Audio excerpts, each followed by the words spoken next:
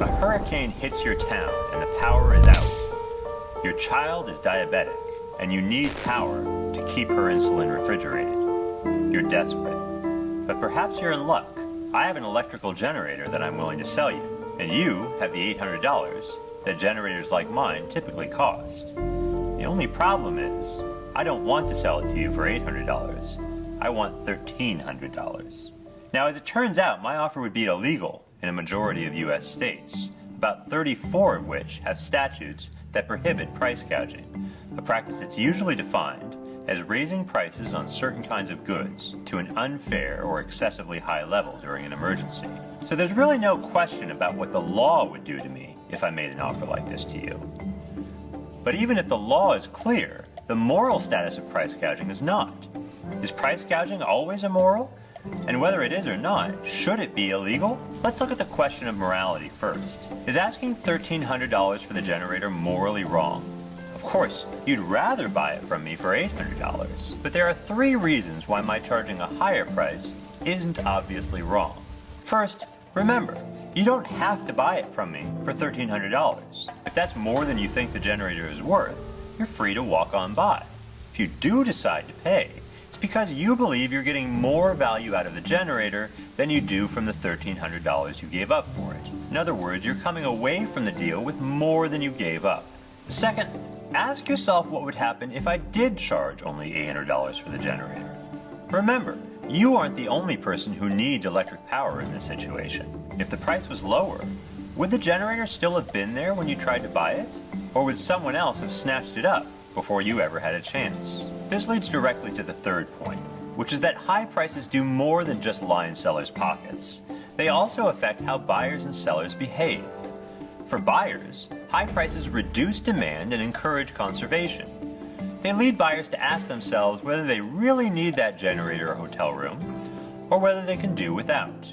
And by doing so, they allow at least some of those resources to be conserved for other people who might need them more and therefore are willing to pay more. And for sellers, high prices encourage people to bring more goods to where they're needed. If generators can be bought in an area not affected by the hurricane for $800 and resold later for $1,300, that creates a profit incentive for people to bring generators from where they're less needed to where they're more needed, to get them to where they'll do more good for people who need them most. All of this leads to a surprising conclusion.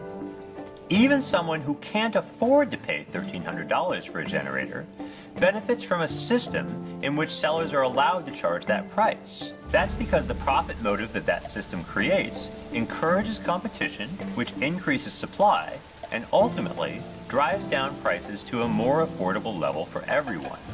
Now, it's true that when price gouging is legal, some people won't be able to afford the higher prices that result. But ask yourself, what alternative institutions would do better? When price gouging is prohibited, goods usually go to whoever shows up first. If you care about distributive justice, is that really a better system? I think there are good reasons to doubt that price gouging is immoral.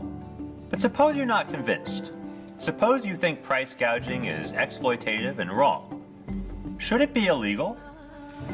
The answer, even if we assume that price gouging is immoral, is almost certainly that it should not be illegal. If price gouging is wrong, it's because it hurts people in vulnerable situations. But then the last thing you want to do is hurt those vulnerable people even more. Remember, the only reason price gouging occurs is because a disaster causes demand for certain goods to go up or supply to go down, with the result that there isn't enough stuff to go around. Anti-gouging laws don't do anything to address this underlying shortage. In fact, they make it worse by destroying incentives for conservation and increased supply. So even if you think that price gouging is morally wrong and that merchants should refuse to engage in it, making it illegal doesn't make sense. It hurts the very people who need our help most.